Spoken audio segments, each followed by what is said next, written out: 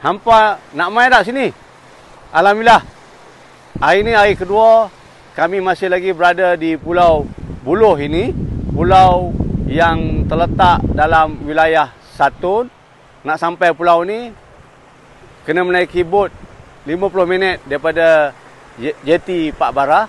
Dan sebenarnya banyak ruang-ruang kebajikan, ruang-ruang amal dakwah yang boleh kita laksanakan di pulau ini. Pulau ini ada 120 keluarga, kurang lebih 400 orang penduduk Islam, yang sebenarnya banyak program-program yang boleh kita laksanakan untuk mendekatkan diri mereka kembali kepada ajaran Islam, untuk mereka beramal ibadah. Kita memberi panduan kepada mereka. InsyaAllah kalau ada lagi relawan yang berminat untuk hadir bersama, insyaAllah kita akan laksanakan lagi misi ziarah Mahabbah ke pulau ini dalam program-program yang akan datang, yang insyaAllah kita juga rancang untuk pasang sistem solar. Mungkin kita akan buat program korban di pulau ini.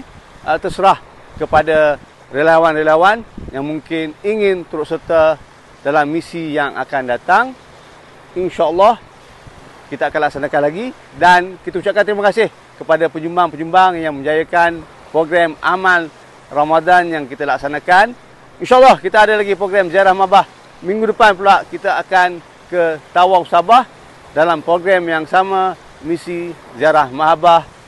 Ramadan adalah bulan ukhuwah, bulan kita berkasih sayang, bulan pesta ibadah untuk kita tingkatkan amal ibadah, amal kebajikan, amal dakwah kita. Jom sama-sama kita semarakkan Ramadan kita pada tahun ini bersama dengan Yayasan Amal.